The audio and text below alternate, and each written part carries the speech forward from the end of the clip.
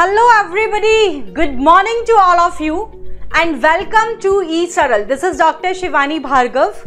आज का जो हमारा सेशन है 2023 वाले बच्चे, 2024 वाले बच्चे जो अभी 11th में आए हैं या 11th पास आउट करके 12th में आए हैं, 12th में एग्ज़ाम देने वाले हैं, बहुत समय से उनके मैसेजेस आ रहे थे मैम हम लोग के लिए भी सेशन स्टार्ट कीजिए।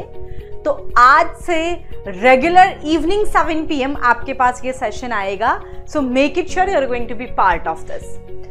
आज का जो हमारा सेशन होगा बेसिकली इसके अंदर हम आज सबसे पहले शुरुआत करेंगे 11th के अंदर जो आपका सबसे पहला चैप्टर है, that is the living world. यहाँ से हम शुरू करेंगे। इस प्लांट के वेटेज की अगर मैं बात करूँ बेटा, तो लिविंग वर्ल्ड, बायोलॉजिकल क्लासिफिकेशन और प्लांट किंगडम, मैं इन 3 चैप्टर को एक यूनिट प्लांट डाइवर्सिटी के अंदर करके पढ़ाती हूँ।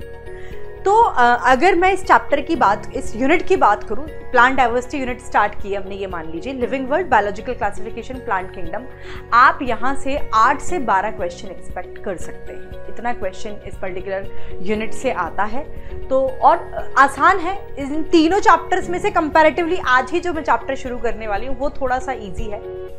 बॉटनी के लिए मैं आपको पहले बता देती हूँ, बॉटनी में अधिकतर बच्चों को दिक्कत क्या होती है, बॉटनी हमें थोड़ी सी कम इंटरेस्टिंग लगती है। रीजन ह्यूमन फिजियोलॉजी है, जूलॉजी है, हम चीज़ों को रिलेट कर पाते हैं। हम डाइजेस्टिव सिस्टम बात करते हैं, हम तो हम रिलेट कर पाते हैं कि हाँ यार हमारे अंदर ऐसा होता है।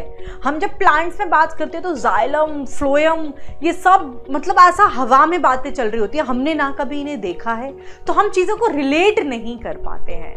But through my sessions I will make it sure कि जितना जूलॉजी इंटरेस्टिंग है, मैं बॉटनी को भी आपके लिए उतना ही इंटरेस्टिंग तरीके से, उतना ही इंटरेस्टिंग बनाने की कोशिश करूंगी। दूसरी चीज, जो बच्चे मेरे साथ यहां से शुरुआत करेंगे अपनी जर्नी की, नीट की जर्नी की, हम लोग बायोलॉजी के अंदर चीज़ों को, मैं ये नहीं कहती कि नहीं याद करना ही नहीं पड़ता, जी बिल्कुल रटने वाली चीज़ें हैं, बट ऐसा नहीं है कि हमें सारी चीज़ें रटनी पड़ती। कॉन्सेप्चुअल चीज़ें बहुत ज़्यादा है। मैं आज तो खैर पहला ही दिन है आप लोगों का मेरे साथ, आप जैसे जैसे आगे बढ़ेंगे मैं बाकायदा स्ट्रैटेजीज बताऊंगी वीडियोस के अंदर ही। हम लोग प्रीवियस ईयर क्वेश्चन सॉल्व करेंगे, आपको टाइम टेबल मिलता जाएगा, सारी चीज़ें, ये आपके सारी समस्याओं का वन स्टॉप सोल्यूशन होने वाला है। तो आज हम लोग शुरू करेंगे, that is the living world chapter से। क्लास 11th NCERT का पहला चैप्टर है। पहले मैं अपने पैटर्न में पूरा आपको पढ़ाऊंगी। NCERT word to word class के अंदर डिकोड किया जाएगा। NCERT को पढ़ने का, उसको एक्सप्लेन करने का तरीका थोड़ा सा अलग है। पहले हम टॉपिक 1 खत्म करेंगे, उसके बाद मैं खुद क्लास के अंदर NCERT ओपन करवाऊंगी और आपको बाकायदा वर्ड टू वर्ड क्लियर हो जाएगा। ठीक है, तो बस जैसे मैं आपको पढ़ाऊँ उस फ्लो में आप चलते रहिएगा। आज मैं NCERT का बहुत सारा पोर्शन हम कवर कर लेंगे। जो मेरा नेक्स्ट क्लास होगा उसमें नेक्स्ट टॉपिक को स्टार्ट करने से पहले हम जितना हम आज पढ़ेंगे उसका NCERT में आपको वर्ड टू वर्ड डिकोड करूंगी, जिससे कि क्या होगा, आपको तसल्ली मिलेगी कि हाँ मैंने जो सेशन पढ़ाया एज इट इज NCERT के पूरे पॉइंट्स कवर हो गए। तो आपको NCERT खुद से अकेले से घर बैठ के पढ़ने की कोई आवश्यकता नहीं है नेक्स्ट क्लास में। और हम रेगुलरली अपने सेशंस में इसी तरीके का रूटीन रखेंगे कि आज एक टॉपिक पढ़ा, नेक्स्ट दिन नया टॉपिक शुरू करने से पहले मैं उसकी NCERT आपके साथ डिकोड करूंगी। ठीक है, सेशन शुरुआत करने से पहले एक चीज और मैं बता दूं, जो बच्चा अभी 11th में है या 12th में है, या मतलब जिसके पास 1 साल है पूरा नीट को पढ़ने के लिए, 1 साल 2 साल है, अगर 1 साल या 2 साल अगर आपके पास टारगेट ईयर में है, आप सिलेक्शन नहीं, आप डेडिकेशन के साथ रखिए, कॉन्टिन्यूटी बनाए रखिए, आप रैंक डिसाइड कर लीजिए, हम मिलकर रैंक भी क्रैक कर लेंगे। ठीक है, तो चलिए फटाफट से आज का सेशन शुरुआत करते हैं। इससे पहले मैं सेशन की शुरुआत करूं, हो सकता है कुछ बच्चे नए हो जो मुझसे पहली बार मिल रहे हो, तो उनको मैं अपने बारे में बता देती हूँ। मैं सिर्फ डॉक्टर शिवानी भार्गव, मैं पिछले 8 से 10 सालों से ऑनलाइन कोचिंग इंडस्ट्री के अंदर अपनी सर्विसेज दे रही हूँ। मैं लाखों स्टूडेंट्स को अभी तक मेंटर कर चुकी हूँ। मेरे हिसाब से ऑनलाइन की जब शुरुआत हुई थी ऑनलाइन प्लेटफॉर्म्स की, तो नीट के मैं कुछ इनिशियल एजुकेटर्स में से एक हूँ। मैं E-Saral के पेड प्लेटफॉर्म पर आपको पढ़ाती हूँ। सभी बच्चों के लिए, जितने भी बच्चे मेरे वीडियोस देख रहे हैं, ये मेरा ऑफिशियल टेलीग्राम चैनल है t.me/Dr. Shivani। ये मैंडेटरी है ज्वाइन करना, कुछ पैसा तो लगता नहीं है। टेलीग्राम आप डाउनलोड करके आप मेरे टेलीग्राम से जुड़ जाइए। इससे क्या फ़ायदा मिलेगा, मैं जो भी आपको यहाँ पढ़ाऊंगी उन सबके मेरे हैंड रिटन नोट्स का PDF ये सब आपको मिलेगा, study material free of cost मिलेगा, प्लस सब कुछ अपडेट आपको मिलता रहेगा कि कब क्या आने वाला है, क्या होगा, मेरे बारे में सारे अपडेट्स आपको यहाँ से ही मिलेंगे।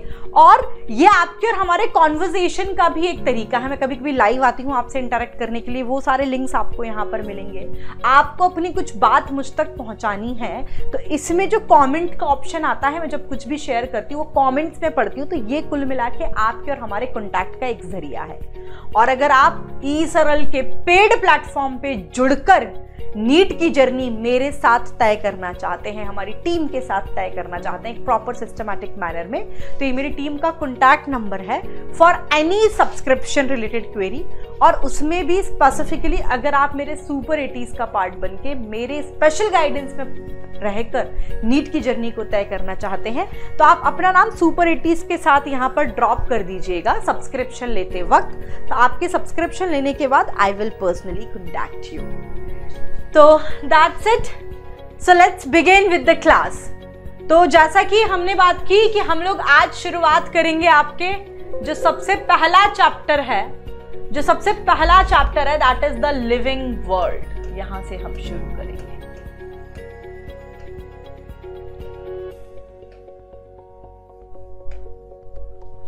NCERT as I told you, next lecture जो होगा कल शाम 7 बजे, उसमें आपको इसका यहां तक जो आज मैं पढ़ाऊंगी क्लास में उसका NCERT प्लस उसके आगे का टॉपिक शुरू करेंगे।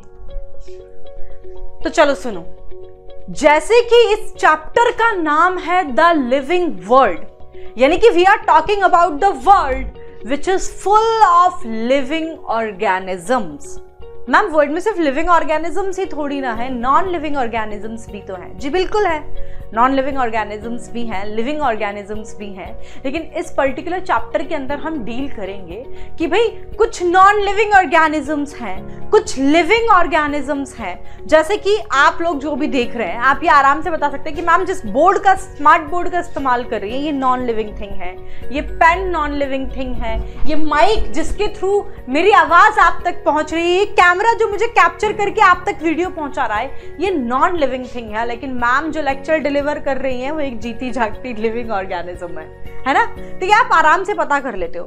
तो ऐसे ही हम ये बात करेंगे कि भाई क्या ऐसे फीचर्स हैं, क्या ऐसी चीजें हैं जिनके बेस पर आप ये कह दो कि हाँ भाई ये फीचर किसी में है तो आप इसे लिविंग ऑर्गेनिजम्स की कैटेगरी में डालो, और ये नहीं है तो इसे आप नॉन लिविंग ऑर्गेनिजम्स की कैटेगरी में डाल देंगे।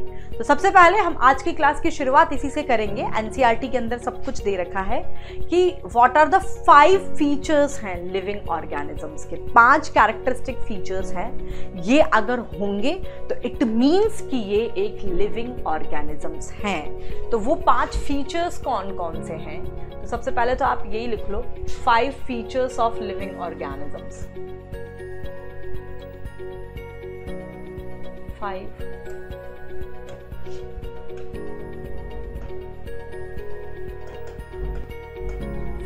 characteristic features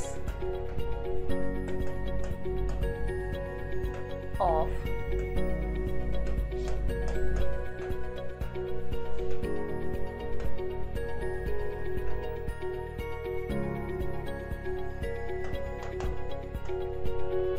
five characteristic features of living organism. What were they? So let's have a discussion about the same. पहले मैं सिर्फ हेडिंग बताती हूँ। 5 कैरेक्टरिस्टिक फीचर्स जो है वो हम पढ़ते हैं। एक है आपका growth, second one is the reproduction,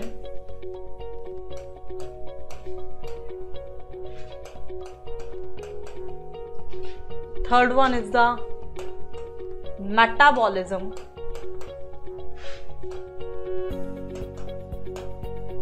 fourth one is the cellular organization,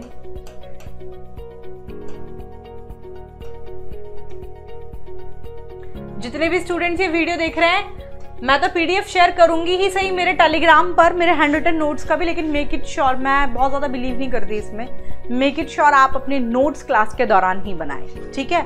because आपके हैंड रिटन नोट्स का कोई तोड़ नहीं है। and fifth one is the consciousness.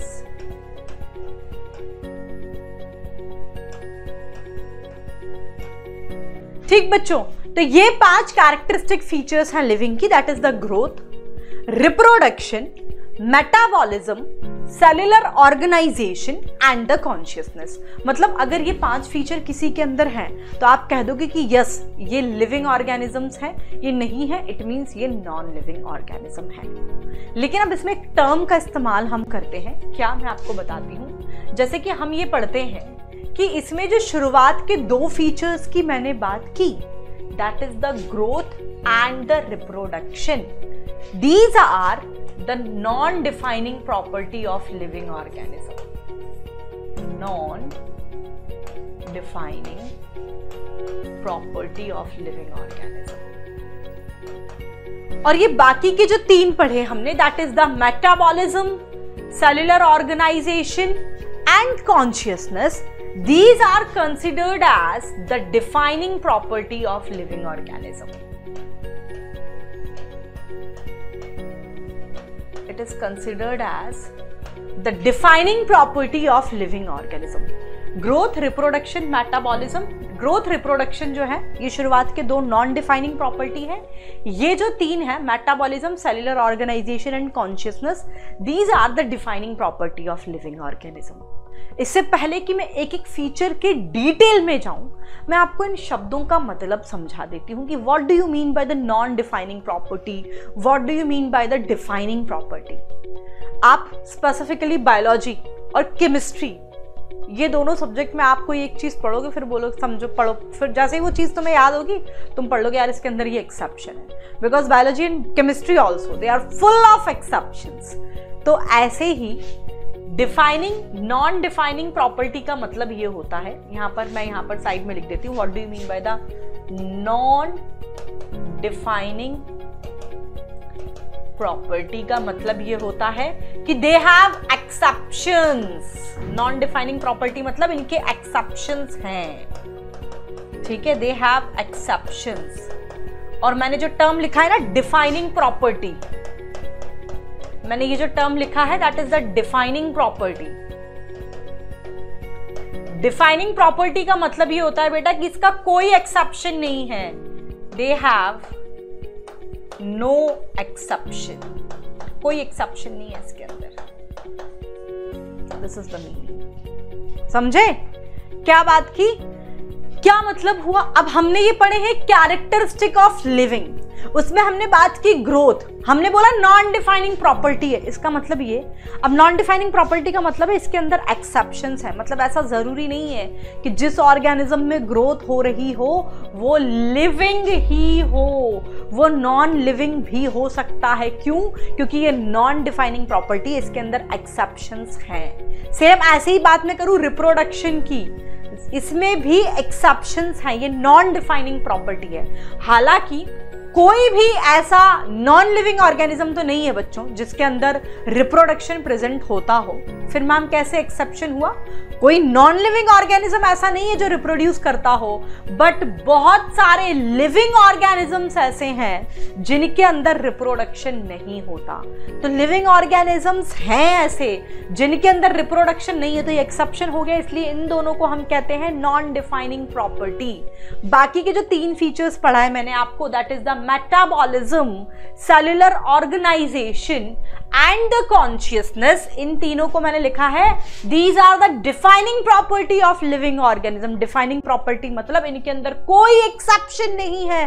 किसी के अंदर अगर मेटाबॉलिज्म है, किसी के अंदर अगर सेल्यूलर ऑर्गेनाइजेशन है, किसी के अंदर अगर कॉन्शियसनेस है, तो जी हाँ आप आंख बंद करके कह सकते हैं कि ये क्या है, ये लिविंग ऑर्गेनिज्म है, because they didn't have any exception, because these are considered as the defining property of the living organism. मेरे हिसाब से ये कॉन्सेप्ट सबको क्लियर हो गया होगा।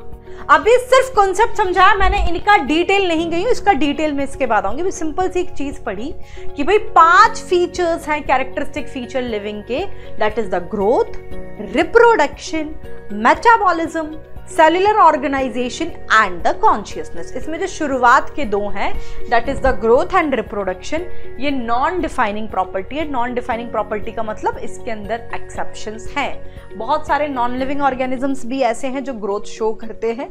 रिप्रोडक्शन में एक्सेप्शन ये है, हालांकि कोई नॉन लिविंग ऑर्गेनिज्म ऐसा नहीं है जो रिप्रोड्यूस करता हो, लेकिन बहुत सारे लिविंग ऑर्गेनिजम्स में रिप्रोडक्शन ही नहीं होता, तो बिल्कुल इनके एक्सेप्शंस हैं। डिफाइनिंग प्रॉपर्टी है metabolism, cellular organisation and the consciousness. Defining property का मतलब ये कि इनके कोई एक्सेप्शंस नहीं है, ये प्रॉपर्टी जिनमें है it means they are living organisms. I think it is clear to everybody in the class.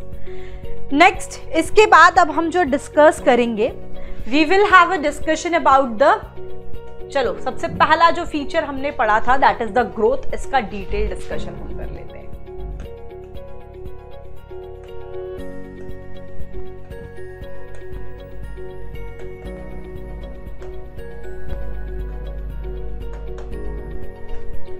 तो सबसे पहले हम बात करेंगे कि भाई ग्रोथ क्या होता है।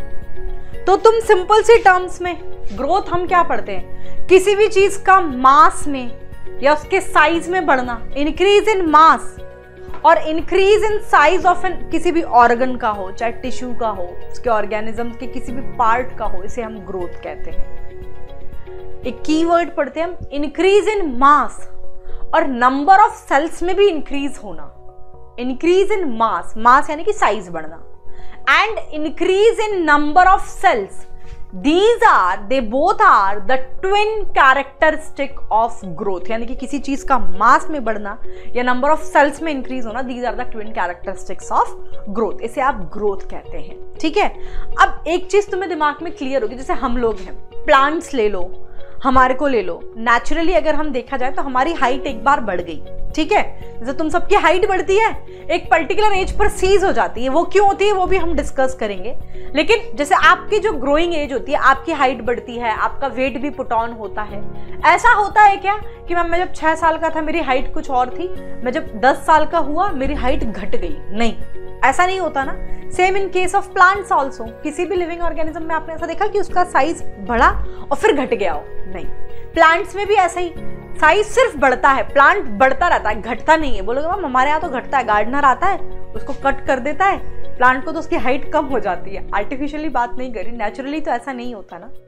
मतलब ग्रोथ जो है उसमें सिर्फ क्या होता है, it is N irreversible, irreversible यानी कि वो रिवर्स नहीं होता, it is N irreversible increase in size of an organism. मतलब बढ़ता ही है, डीग्रोथ नहीं होती। कभी ऐसा देखा है क्या आपने कि किसी इंसान की हाइट बढ़ी एक पर्टिकुलर टाइम पे? मैम जब मैं 17 साल का था मेरी हाइट ये थी, मैं 21 साल का हुआ मेरी हाइट, मैं 17 साल का था मेरी हाइट 5 फुट 8 इंच थी, और मैं जब 22 साल का हुआ मेरी हाइट 5 फुट 2 इंच ही रह गई। ऐसा थोड़ी ना होता है। 5 फीट 2 इंच ही रह गई, ऐसा थोड़ी होता है। डिक्रीज थोड़ी ना होता है। प्लांट मैम पिछली बार ये इतना बड़ा था और ये अभी छोटा होता जा रहा है, ऐसा थोड़ी ना होता है ना। तो ग्रोथ क्या होता है, it is N irreversible increase in size of an organism, ठीक है। ग्रोथ का कारण क्या होता है, जब सिंथेटिक रिएक्शंस जो होती है ना, that is the anabolic reaction, ये ज्यादा होंगी as compare to the destructive reaction that is the catabolism से, तो आपकी ग्रोथ होती है। अगर इसका उलट हो जाए, आर्टिफिशियली होता है, तो डी ग्रोथ होती है, नेगेटिव ग्रोथ तब होती है अगर डिस्ट्रक्टिव रिएक्शन ज्यादा हो और सिंथेटिक रिएक्शन कम, ठीक है। तो अभी तो जो छोटा सा इतना हमने डिस्कस किया है, चलो उसका राइटिंग सेक्शन कर लेते हैं, फिर उसके बाद में ग्रोथ के बारे में और पढ़ाऊंगी। बट पहला अभी जितना पढ़ा है वो तो तुम्हें समझ में आ ही गया होगा। ग्रोथ का डेफिनेशन ऐसा है कि हाँ हमें पता है कि किसी भी चीज का मास में या साइज में बढ़ना या नंबर ऑफ सेल्स में इंक्रीज होना, इसे हम ग्रोथ कह रहे हैं। तो increase in mass, increase in mass और size of an organ or tissue or its part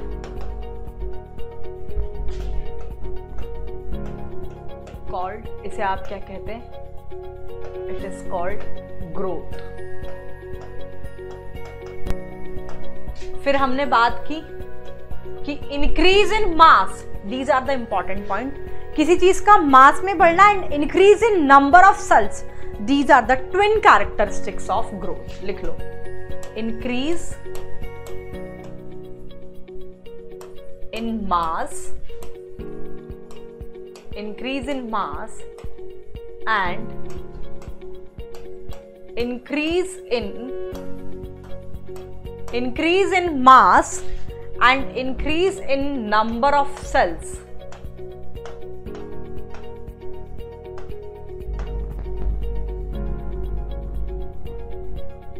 Increase in mass and increase in number of cells are twin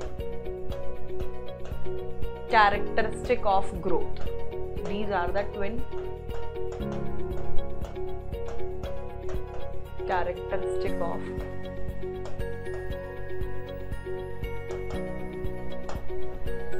ये आपके ट्विन कैरेक्टरिस्टिक्स हैं ग्रोथ के। As we guys already know, growth जो है it is N growth जो है is an irreversible, है ना, is an irreversible, मतलब कभी डीग्रोथ नहीं होगी ना। irreversible increase in size of an growth is an irreversible increase in size of an organism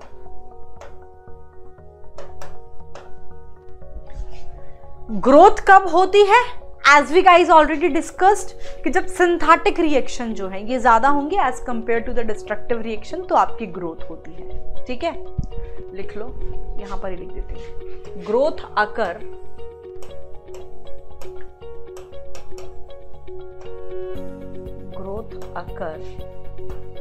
when the synthetic reaction, that is the anabolic reaction ना, when the synthetic reaction यानी कि anabolism ये ज्यादा होगा, is more than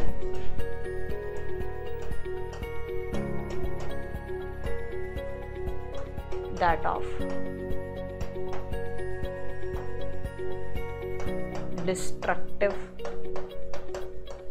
reaction, that is the catabolism.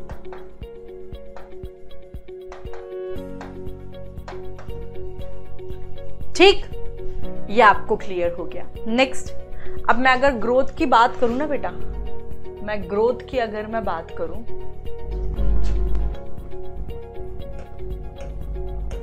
तो एक तो होता है बच्चों, इसमें एक तो होता है इंट्रिंसिक फॉर्म ऑफ ग्रोथ, एक होता है एक्सट्रिंसिक फॉर्म ऑफ ग्रोथ। लिख लो, ग्रोथ की अगर हम बात करें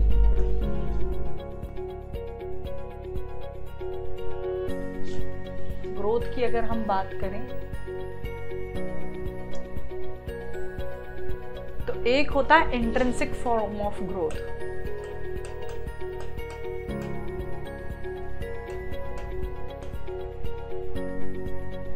और एक होता है extrinsic form of growth, extrinsic growth.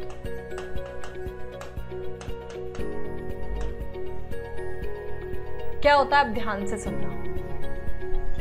Intrinsic growth की मैं बात करूं, that is the internal growth, ठीक है, inner side of growth which occur inside the body of an organism, this is called the intrinsic. नाम से ही पता लग रहा है इंट्रिंसिक यानी कि अंदरूनी है, inner side of an organism जो ग्रोथ होती है, this is the intrinsic growth. Extrinsic यानी कि एक्सटर्नल है, एक्सटर्नल यानी कि जैसे किसी भी ऑब्जेक्ट पर कोई चीज का एक्यूमुलेट हो जाना है ना, इसको आप कहते हैं एक्सट्रिंसिक ग्रोथ, यानी कि this is the external form of growth. अब मैंने आपको ये ऑलरेडी पढ़ा दिया कि भाई ग्रोथ जो है this is the non defining property of living organism. Non defining property मतलब हमने ये जाना कि इसके अंदर एक्सेप्शंस हैं, कुछ नॉन लिविंग ऑर्गेनिजम्स भी ऐसे हैं जो ग्रोथ को शो करते हैं। तो वो क्या होता है, जैसे कि रेत का टीला है, रेत का टीला मान लो, पहले मान लीजिए कोई एक रेत का टीला है, पहाड़ कुछ भी आप ले लो, पहले इसका हाइट ये था, पहले इसका हाइट ये था, इस पे कुछ मटेरियल का डिपोजिशन हुआ, कुछ सालों तक इसमें मटेरियल का डिपोजिशन हुआ, अब इसका हाइट ये है, यानी कि इसका हाइट बढ़ गया, रेत का टीला हो गया, ठीक है, पहाड़ होता है ना, मटेरियल का डिपोजिशन हुआ, इसका हाइट बढ़ गया। लेकिन ये accumulation of material on the body surface, अंदरूनी ग्रोथ तो नहीं है, एक्सटर्नल फॉर्म ऑफ ग्रोथ है। तो ये नॉन लिविंग है, लिविंग नहीं है, और लेकिन ग्रोथ को शो कर रहा है, इसीलिए ग्रोथ नॉन डिफाइनिंग प्रॉपर्टी है। लेकिन जितने भी नॉन लिविंग ऑर्गेनिज्म जो ग्रोथ शो करते हैं, इंट्रिंसिक ग्रोथ सिर्फ और सिर्फ लिविंग ऑर्गेनिज्म में होती है। कोई भी नॉन लिविंग ऑर्गेनिज्म ऐसा नहीं है जो इंट्रिंसिक इनर साइड से इंटरनल ग्रोथ को शो कर सके।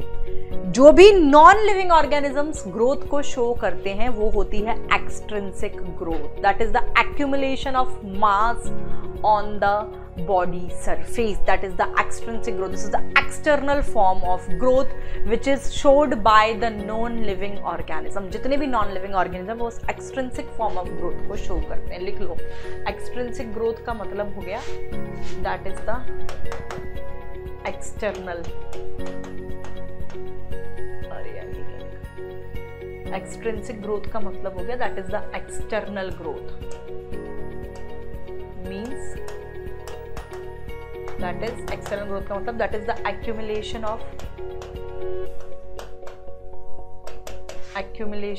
material on the surface, accumulation of material on the surface, this is the external form of growth। जितने भी non living organism है, non living organism, जितने भी नॉन लिविंग ऑर्गेनिजम्स हैं, they exhibit only extrinsic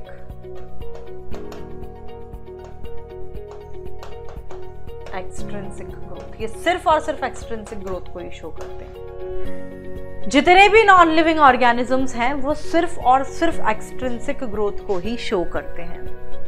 what is the intrinsic growth? Intrinsic growth का मतलब मैंने आपको बताया that is the growth which occur, intrinsic यानी कि इंटरनल है, inside the body of organism.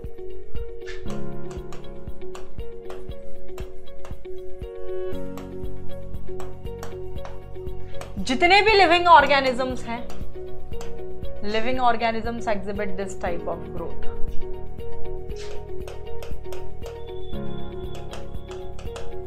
Living organism exhibit intrinsic growth. Living organism सिर्फ और सिर्फ इंट्रिंसिक ग्रोथ को ही शो करते हैं। Living organism exhibit intrinsic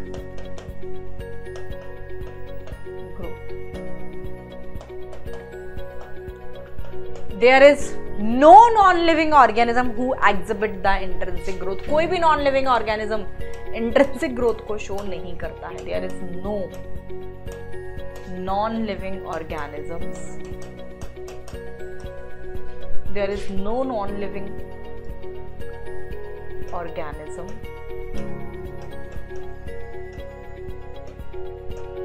who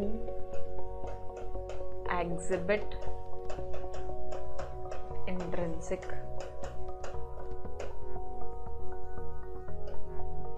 growth।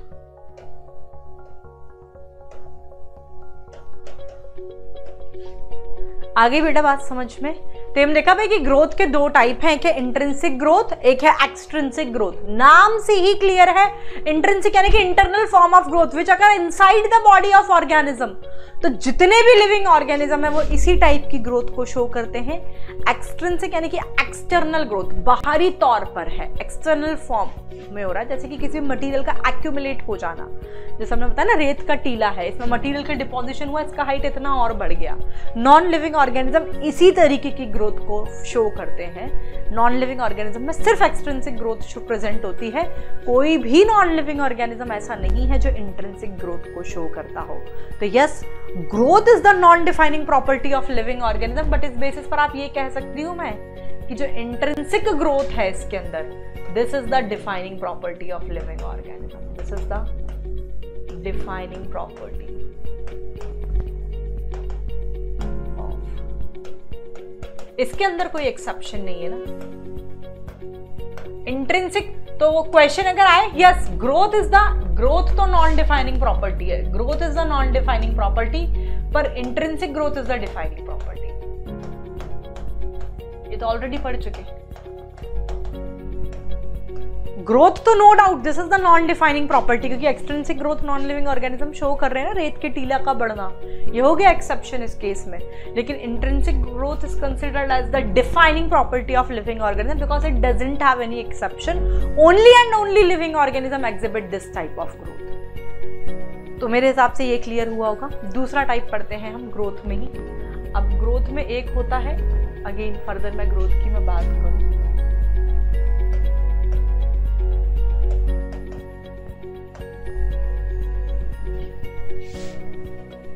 Further अगर मैं ग्रोथ की बात करूं बेटा, तो एक तो है इसमें ग्रोथ की अगर हम बात करें तो एक तो हम पढ़ते हैं ग्रोथ के अंदर, this is the determinate growth.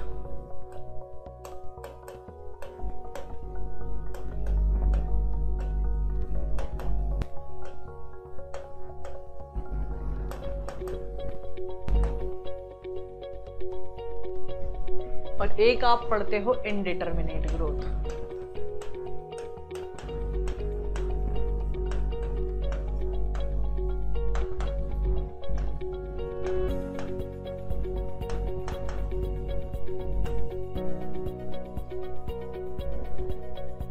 एक है डिटरमिनेट ग्रोथ, एक है इनडिटरमिनेट ग्रोथ। डिटरमिनेट ग्रोथ का मतलब होता है, डिटरमिनेट का मतलब है limited. The word determinate itself means limited. Determinate का मतलब ही होता है limited, तो यानी कि ये limited growth है। और indeterminate का मतलब होता है बेटा unlimited. Unlimited, ठीक है। determinate का मतलब है limited और indeterminate का मतलब होता है unlimited, यानी कि इसमें तो limited growth होती है, यानी कि एक particular age तक growth होगी, ठीक है। दिस ऑर्गेनिज्म इनडिटरमिनेट मतलब लिमिटेड ग्रोथ है ना, तो they exhibit growth only up to a certain age, then there will be no growth after that particular age, ठीक है। जैसे कि हम एनिमल्स की बात करें, हमारे अंदर एक पर्टिकुलर एज तक, तुम्हारे अंदर एक एज है ना टीनेज के बाद, अभी 18 साल के होने के बाद तुम्हारी एज हाइट बढ़ रही है क्या? मेरी हाइट अब बढ़ रही है नहीं, कांस्टेंट हो गई वो एक पर्टिकुलर टाइम के बाद। 15-16 साल तक जितनी बढ़नी थी बढ़ गई, अब उसके बाद से मेरी हाइट नहीं बढ़ रही है। सेम आपके साथ। तो एनिमल्स जो हैं वो डिटरमिनेट फॉर्म ऑफ ग्रोथ को शो करते हैं। Determinate the word itself means limited, यानी कि दीज ऑर्गेनिजम्स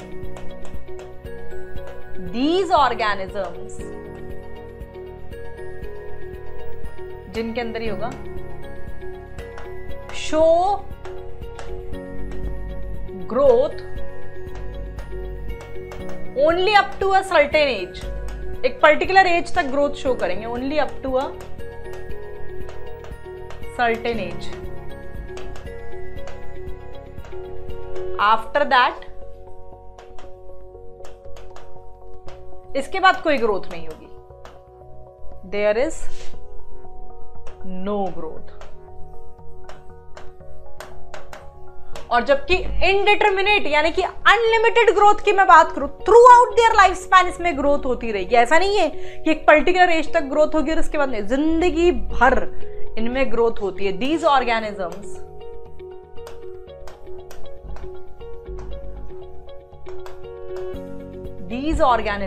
exhibit growth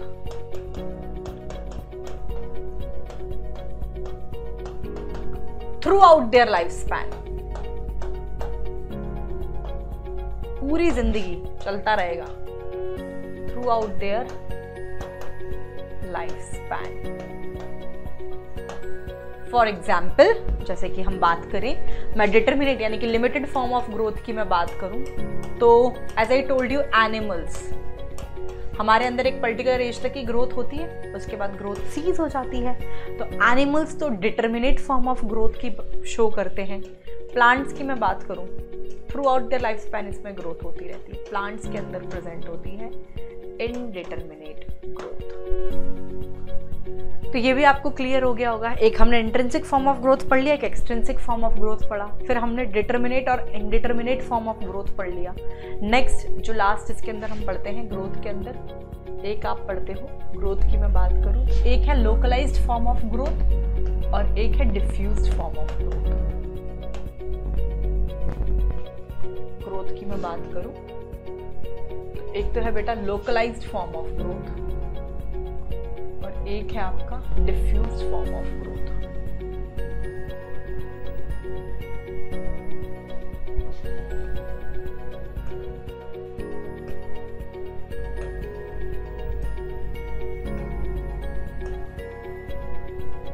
एक है लोकलाइज्ड फॉर्म ऑफ ग्रोथ, एक है डिफ्यूज्ड फॉर्म ऑफ ग्रोथ। क्या होता है देखो, नाम से पता लग रहा है लोकलाइज यानी कि कुछ पर्टिकुलर पॉइंट्स होंगे, वहां पर ग्रोथ होगी, उसके अलावा फिर ग्रोथ नहीं होती। डिफ्यूज्ड फॉर्म का मतलब भाई कोई ऐसे पर्टिकुलर पॉइंट्स नहीं है, सब जगह से ग्रोथ हो रही है। तो कोई एक नॉर्मल व्यक्ति जिसे बायोलॉजी की बहुत ज़्यादा नॉलेज नहीं है, जिसे नहीं पढ़ा है, तो हमें एक आम आदमी को देखने में क्या लगता है कि भाई मैं प्लांट्स की मैं बात करूं अगर, तो लोकलाइज्ड फॉर्म में डालूंगी कि डिफ्यूज्ड फॉर्म में डालूंगी? Let me know in the chat section. Localised में डालोगे कि डिफ्यूज्ड में डालोगे? सोचो।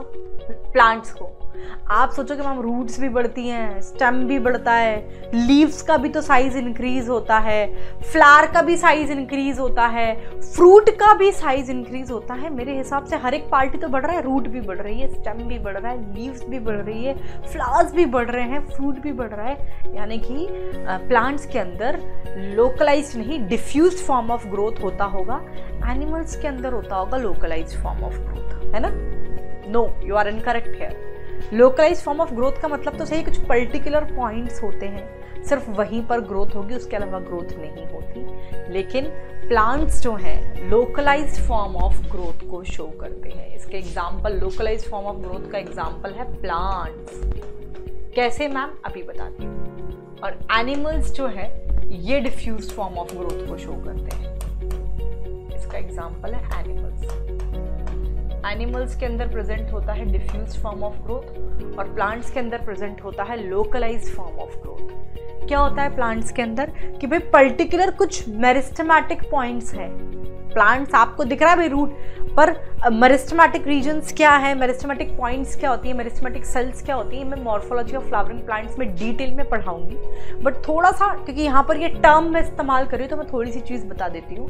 प्लांट्स के अंदर कुछ सेल होती हैं जिनमें डिवीजन की, जिनमें ग्रोथ की कैपेबिलिटी होती है। कुछ सेल्स ऐसी होती है जिनमें फर्दर डिवाइड करने की कैपेबिलिटी नहीं होती। तो जो सेल फर्दर डिवाइड कर सकती हैं, जो ग्रोथ शो करती है, उन सेल्स को हम कहते हैं मेरिस्टेमेटिक सेल्स। तो प्लांट्स में जहाँ जहाँ पर मेरिस्टेमेटिक रीजन होगा, जहाँ जहाँ पर मेरिस्टेमेटिक सेल्स होंगे, सिर्फ वहीं से प्लांट ग्रोथ शो करता है, अदरवाइज नहीं करता। That's why plants are the example of localised form of growth. इसे याद रखना क्योंकि नॉर्मली आप ये गलत कर सकते हैं। And animals are the examples of diffused form of growth. चाहो तो नहीं, अगर किसी को पता तो हिंट लिख लो। मेरिस्टेमेटिक पॉइंट्स जहाँ होते हैं ना प्लांट्स में, सिर्फ और सिर्फ मेरिस्टेमेटिक रीजन जो होते हैं प्लांट्स में, सिर्फ वहीं पर ही ग्रोथ होती है प्लांट्स के अंदर, अदरवाइज ग्रोथ नहीं होती। क्लियर हुआ ये? तो this is all about the first property, the first feature of living organism, which is a non-defining property of living organism, that is the growth. ये हमने डिस्कस कर लिया। Next, we will have a discussion about the second property of the living organism, that is the reproduction. ये हम पढ़ेंगे, ठीक है?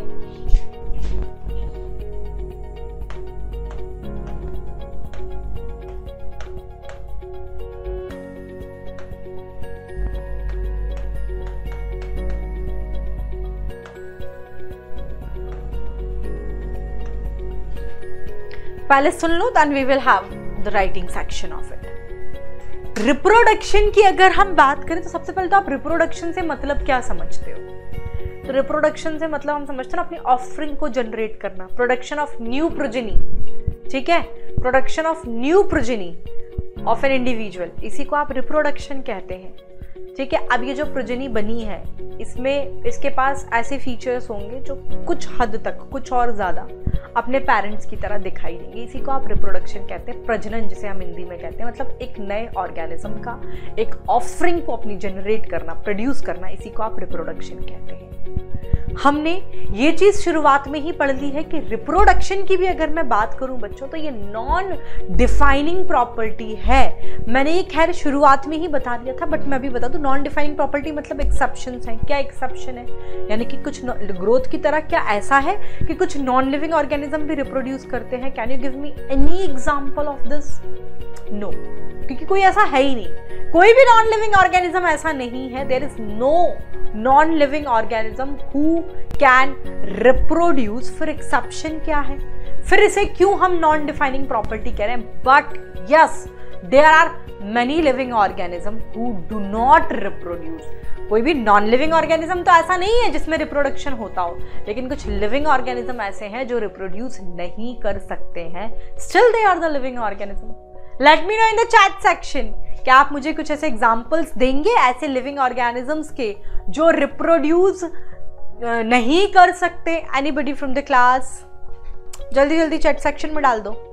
क्या आप मुझे एग्जांपल देंगे कुछ ऐसे लिविंग ऑर्गेनिज्म का जो रिप्रोड्यूस नहीं कर सकते, जो नहीं कर सकते हैं? जी बिल्कुल, आपको मैं पढ़ाऊंगी हनी बी। हनी बी का थोड़ा डिटेल हम पढ़ते हैं। तो हनी बी में आप देखोगे कि उसमें जो क्यून है ना, वो तो फर्टाइल होती है, और वर्कर बीज जो होती है, ड्रोन वर्कर बीज जो होती है हनी में, हनी बी के अंदर, वो स्टेराइल होती है, वो फर्टाइल नहीं होती। तो हनी बी जो वर्कर बीज है वो रिप्रोड्यूस नहीं कर सकती, but they are the living thing, living be. तो ये हो गया एक एक्सेप्शन। दूसरा, गधे और घोड़े का जब हम क्रॉस कराते हैं, म्यूल जो बनता है आपका, म्यूल है, हिनी है, म्यूल जो है, म्यूल है तो लिविंग, ऑब्वियस सी बात है, लेकिन वो भी रिप्रोड्यूस नहीं कर सकता, तो ये भी एक एक्सेप्शन हो गया।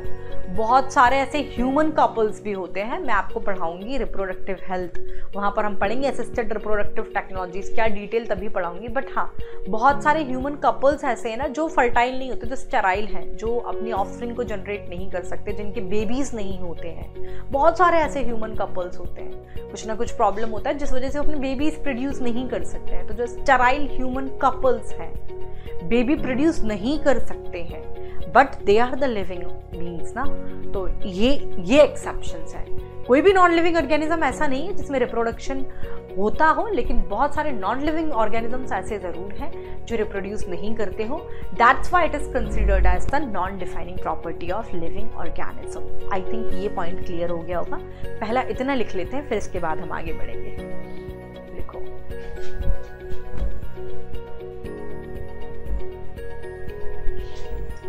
रिप्रोडक्शन मतलब प्रोडक्शन ऑफ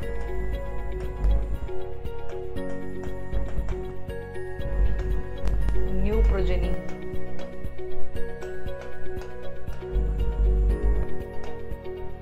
और ऑफस्प्रिंग।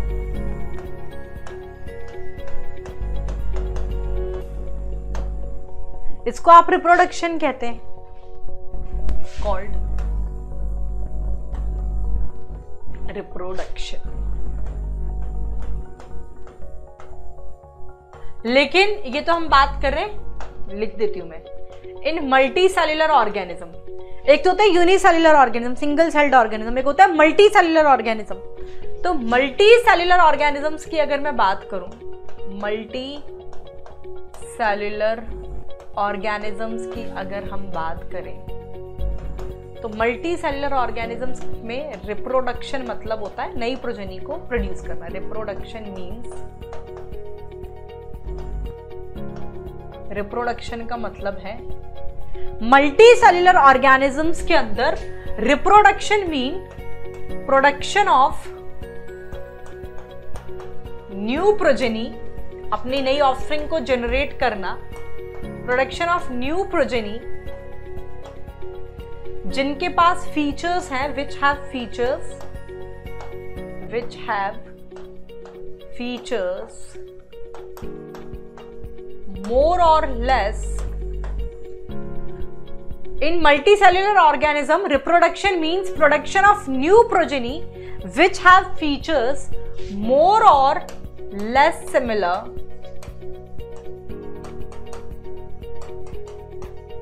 to their parent.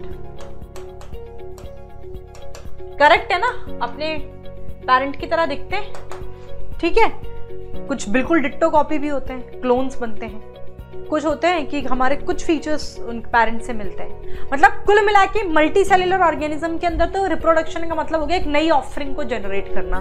लेकिन अगर मैं यही बात यूनिसेल्युलर ऑर्गेनिजम्स के अंदर करूं, अगर मैं यही बात यूनिसेल्युलर ऑर्गेनिजम्स के अंदर करूं, in unicellular organisms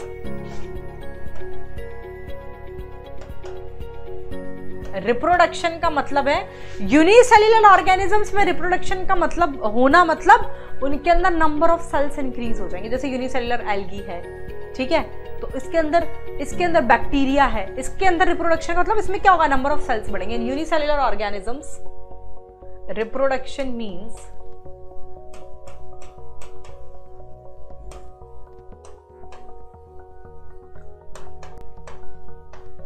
increase in unicellular organisms reproduction means increase in number of cells.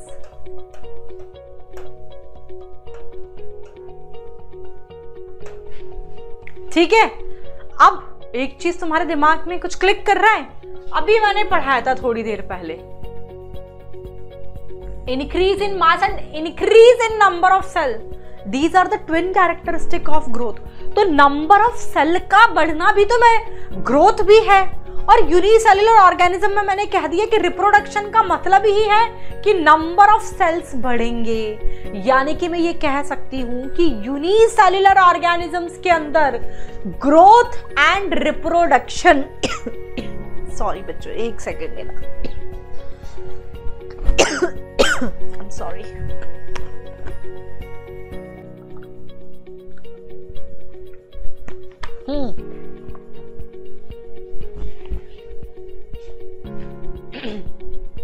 यानी कि मैं ये कह सकती हूं कि यूनिसेल्युलर ऑर्गेनिजम्स की अगर मैं बात करूं तो उसके अंदर तो growth and reproduction are the synonym, एक ही बात है, चाहे मैं ग्रोथ बोलूं चाहे मैं रिप्रोडक्शन बोलूं। लेकिन मल्टी सेल्युलर ऑर्गेनिजम्स के अंदर ग्रोथ का मतलब तो इंक्रीज इन मास और increase in number of cells होगा, और रिप्रोडक्शन का मतलब नई प्रोजेनी का प्रोड्यूस करना होगा। यानी कि in case of multi cellular organism growth and reproduction these are the two exclusive events, दो अलग अलग चीजें हैं। बट यूनिसेल्युलर ऑर्गेनिजम्स के अंदर growth and reproduction are the synonyms, क्योंकि यूनिसेल्युलर ऑर्गेनिज्म में रिप्रोडक्शन का मतलब है नंबर ऑफ सेल्स का इंक्रीज होना, और ग्रोथ भी तो नंबर ऑफ सेल्स का इंक्रीज होना है। तो growth and reproduction are the synonyms mentioned in the NCERT. It is an important point, ठीक है, यहां से ये क्लियर हो गया होगा, ये लिख लेते हैं। सो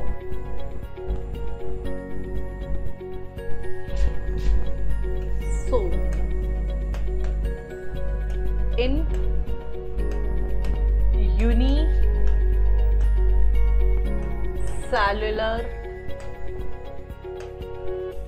organisms,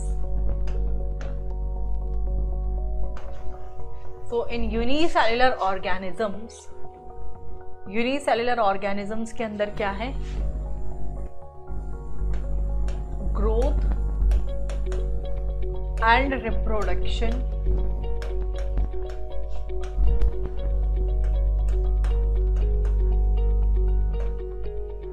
are synonyms.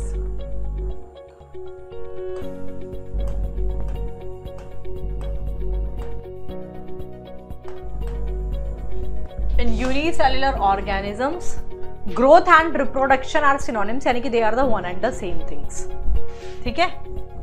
But in case of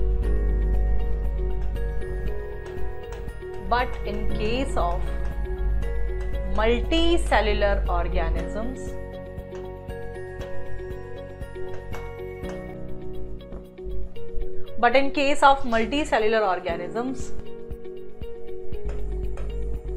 growth and reproduction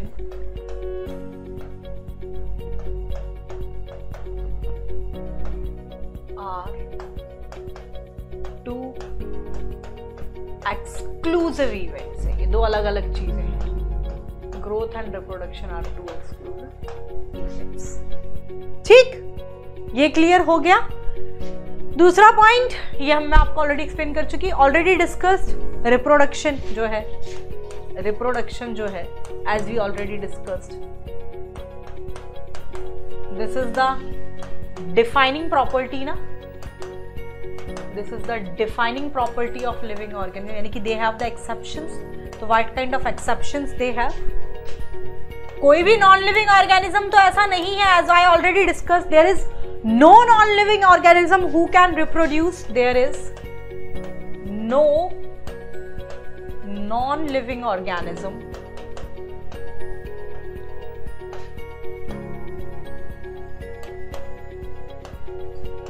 who can reproduce। कोई भी नॉन लिविंग ऑर्गेनिज्म तो ऐसा नहीं है, बट बहुत सारे लिविंग ऑर्गेनिजम्स ऐसे हैं, there are many living organisms,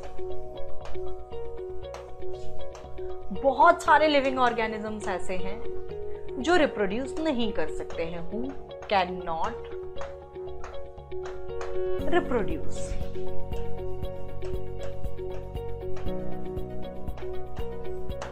for example, ऐसे कुछ लिविंग ऑर्गेनिजम्स के बताइए कौन से हैं जो रिप्रोड्यूस नहीं कर सकते।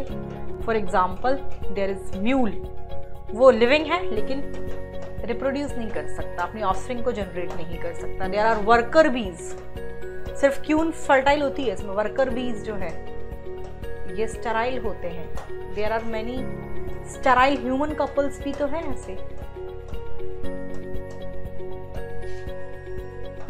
जो रिप्रोड्यूस नहीं कर सकते हैं, but they are the living. इस तरीके से आप मानेंगे। ठीक, ये हो गया। अब हम रिप्रोडक्शन के टाइप्स की बात करें, कितने तरीके से रिप्रोडक्शन होता है। तो रिप्रोडक्शन की मैं बात करूं, डिफरेंट फॉर्म्स ऑफ रिप्रोडक्शन।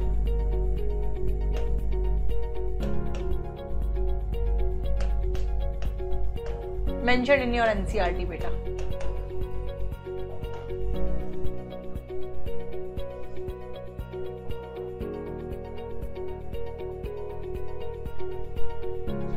एक आपका एसेक्सुअल मोड ऑफ रिप्रोडक्शन है, बाय एसेक्सुअल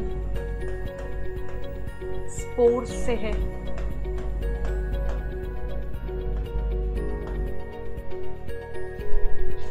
मैं पहले ये बता देती हूँ कि फॉर्म्स ऑफ रिप्रोडक्शन की मैं बात करूं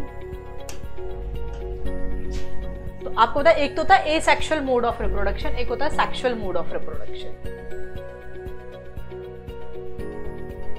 एक होता है asexual mode of reproduction,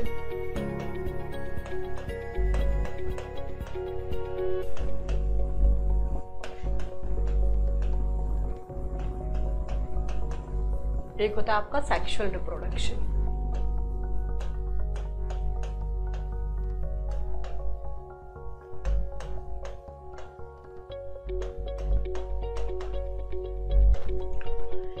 asexual reproduction में तो क्या होता है बेटा, मतलब गैमेट्स का फ्यूजन, फर्टिलाइजेशन, यानी कि फर्टिलाइजेशन एंड मियोसिस ये इन्वॉल्व नहीं होता।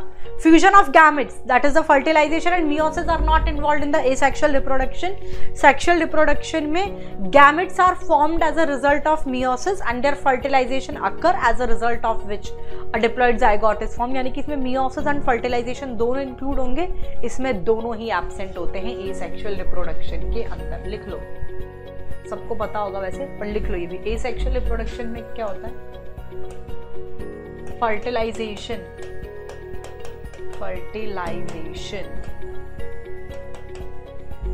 that is fusion of gametes,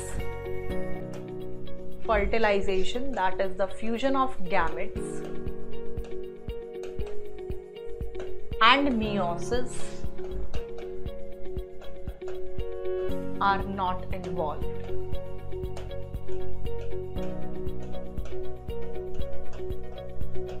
लेकिन सेक्सुअल रिप्रोडक्शन में gametes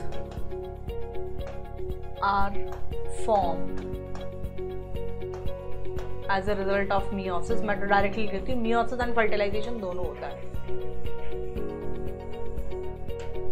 Fertilization,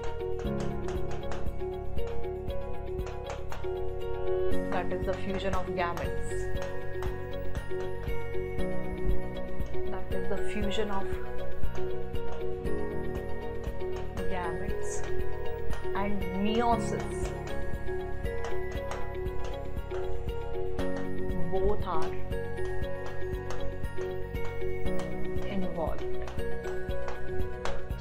ठीक है. एसेक्सुअल रिप्रोडक्शन में सिर्फ दोनों नहीं होते, ना फर्टिलाइजेशन होगा ना मियोसिस होगा, सेक्सुअल में दोनों इन्वॉल्व है. जैसे कि मैं एसेक्सुअल रिप्रोडक्शन के कुछ टाइप्स यहाँ पर डिस्कस करूँ. सेक्सुअल रिप्रोडक्शन का तो बकायदा हमारे पास चैप्टर है. Sexual reproduction in flowering plants also. Human reproduction भी हम डिटेल में पढ़ते हैं, और sexual reproduction in reproduction organism, ये तीनों हमारे 12th के अंदर चैप्टर हैं जो मैं आपको आने वाली वीडियोस में कवर करवाऊंगी. ठीक है. तो सेक्सुअल रिप्रोडक्शन का डील हम यहाँ पर नहीं करेंगे, थोड़ा सा एसेक्सुअल का डिटेल थोड़ा सा पढ़ेंगे, बहुत ज़्यादा नहीं, जो एनसीईआरटी में जितना दे रखा है अभी, क्योंकि एसेक्सुअल रिप्रोडक्शन ये पूरा मैं रिप्रोडक्शन इन ऑर्गेनिज्म में पढ़ाऊंगी. एसेक्सुअल रिप्रोडक्शन की अगर हम बात करें तो इसमें अपने जो एग्जाम्पल्स दे रखे हैं, इसमें दे रखा है by asexual spores.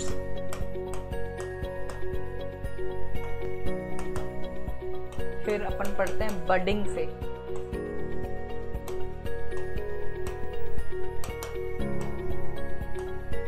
फिर अपन पढ़ते हैं फ्रेगमेंटेशन, एक तरीका है.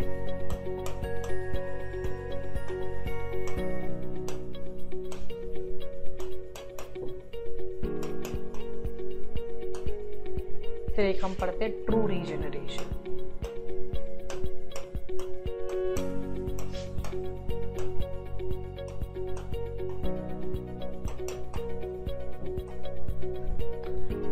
इसमें देख लेते हैं बेटा डिटेल. एसेक्सुअल स्पोर्स, हाँ जी, anybody from the class let me know in the chat section. Asexual spores एक किसमें होता है बेटा? इन एल्गी एंड फंगी के अंदर. एसेक्सुअल स्पोर्स से आपका रिप्रोडक्शन हो जाता है. बडिंग से आपको देखने को मिलता है ईस्ट एंड हाइड्रा के अंदर. फ्रेगमेंटेशन जो तरीका है इससे फिलामेंटस एल्गी के अंदर, फिलामेंटस एल्गी के अंदर, फंगी के अंदर भी फ्रेगमेंटेशन से हो जाता है. पहले मैं एग्जांपल लिखा देती हूँ क्या होता है, मैं पढ़ा रही हूँ. And protonema of moss. पहले मैं एग्जांपल लिखा देती हूँ, I will explain you, don't worry about that. True regeneration का एग्जांपल है प्लेनेरिया के अंदर.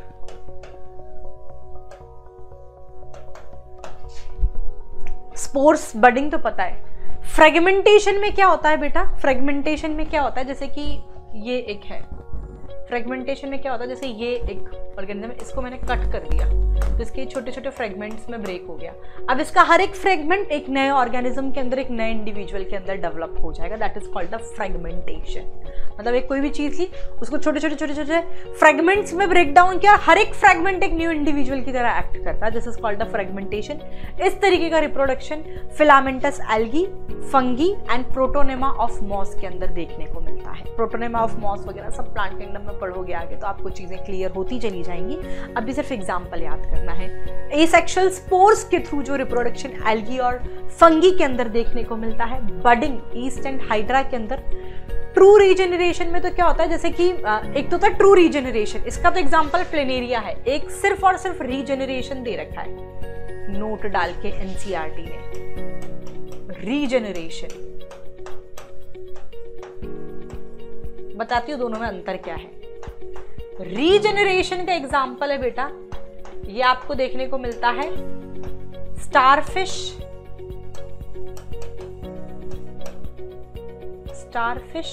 एंड लिजार्ड के अंदर. क्या होता है एक्सप्लेन कर रही हूं.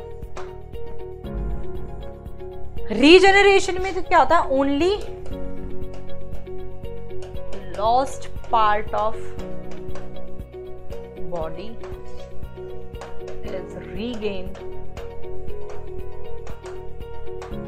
और regenerated। क्या अंतर है मैं बता रही हूं बेटा।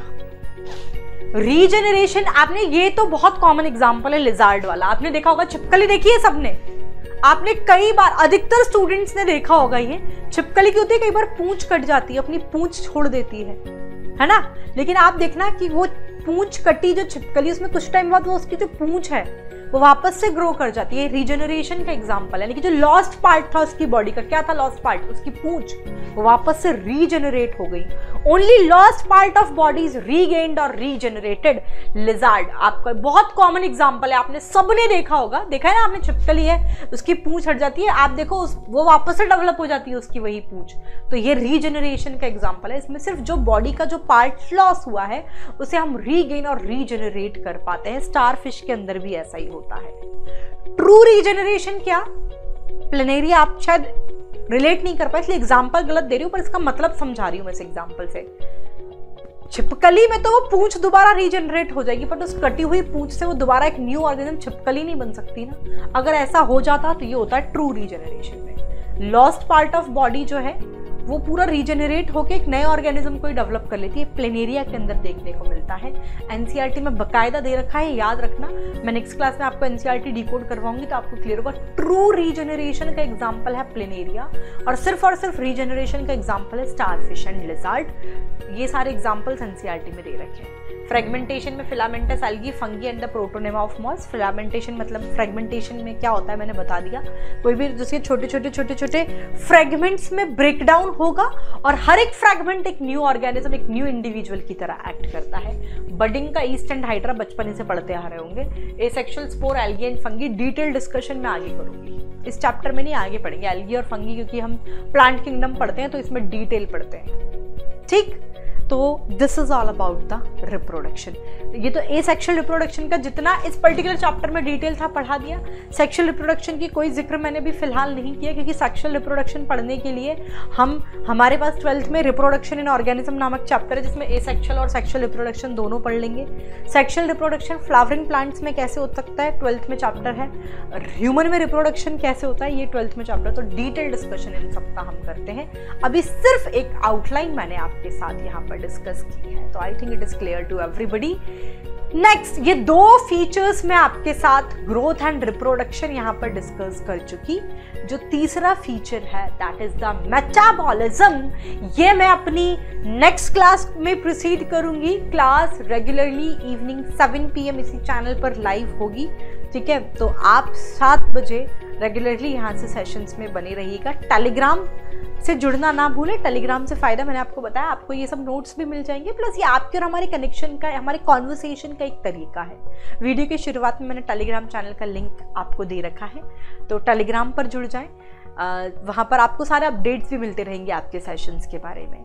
So thank you so much guys for watching this video. Please hit the like button if you really like this video and share the link as much as you can. This give me the motivation, जिससे कि मैं आगे आपको बिना किसी hindrance के आपको आगे वीडियोस सारे मिलते जाएं। और अगर आप eSerl के पेड प्लेटफॉर्म पे जुड़कर अपनी जर्नी को तय करना चाहते हैं तो वीडियो की शुरुआत में मैंने एक कॉन्टैक्ट नंबर आपके साथ शेयर किया है, तो आप किसी भी सब्सक्रिप्शन रिलेटेड क्वेरी के लिए वहां पर कॉन्टैक्ट कर सकते हैं। Thank you so much guys, bye bye everyone.